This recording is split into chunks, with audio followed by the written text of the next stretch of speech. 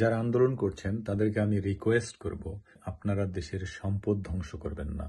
দেশের সম্পদ ধ্বংস করা রাজাকারের সমান অপরাধ। কারণ বাংলাদেশ একটা গরিব দেশ, বাংলাদেশ তৃতীয় বিশ্বের একটা দেশ। এদেশের এত জনগণ নিয়ে বাংলাদেশ এত দূর উঠে এসেছে, তো এই দেশের সম্পদ আপনারা ধ্বংস করবেন না। আমি আরেকটা জিনিস আপনাদের সাথে তুলে ধরতে চাই, সেটা হলো ছাত্র রাজনীতি। আন্দোলনের সুবাদে যদি এই ছাত্র আন্দোলনের সুবাদে যদি ছাত্র রাজনীতি বন্ধ হয়ে যায়, সারা বাংলাদেশের ছাত্র রাজনীতি যদি বন্ধ হয়ে যায়, এটা হবে ইতিহাসের একটা গৌরবময় অধ্যায়। কারণ এটা এই জন্যই গৌরবময় অধ্যায়, কারণ এখন আমরা প্রমাণ পেলাম যে বাংলাদেশে আসলে ছাত্র রাজনীতির দরকার নাই।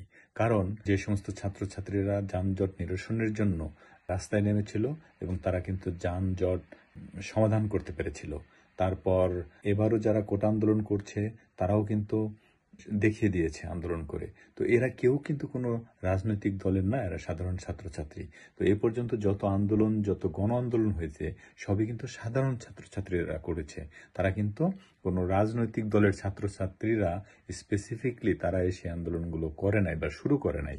তো এর মানে হলো যে আসলে যে কোনো আন্দোলনের জন্য বা বাংলাদেশের যেহেতু ছাত্র আন্দোলনের ইতিহাস আছে, স্বাধীনতা যুদ্ধে ছাত্ররা অংশগ্রহণ করেছে, কিন্তু সেই সময় কিন্তু সকল ছাত্ররা অংশগ্রহণ করেছিল। তখন কিন্তু একটা নির্দিষ্ট পার্টির কোনো ছাত্ররা অংশগ্রহণ করে নাই। বা যে কোনো গণ আন্দোলন এবং যে কোনো অধিকার আন্দোলনের সময় সাধারণ ছাত্রছাত্ররাই সবাই মিলে একসাথে অংশগ্রহণ করে। তার মানে হলো সেই আন্দোলন করার জন্য, মানুষের অধিকার আদায়ের আন্দোলন করার জন্য ছাত্র রাজনীতির দরকার নাই, কিন্তু ছাত্রদের দরকার আছে। সো আমরা ছাত্র তৈরি করি, আমরা ভালো ছাত্র তৈরি করি, সবার জন্য শিক্ষা নিশ্চিত করি, সবার জন্য ভালো মানের শিক্ষা নিশ্চিত করি, কিন্তু ছাত্র রাজনীতি আমরা বন্ধ করি। কারণ রাজনীতি ছাড়াই সাধারণ ছাত্রছাত্রীরা সবসময় ন্যায়ের পক্ষে থাকবে। তারা গণ আন্দোলন এবং গণ অধিকারের জন্য পক্ষে থাকবে সবসময়। সো ছাত্র রাজনীতি সারা বাংলাদেশ থেকে নিষিদ্ধ হোক, এটাই আমি চাই এবং আশা করি আপনারাও এটা চাবেন।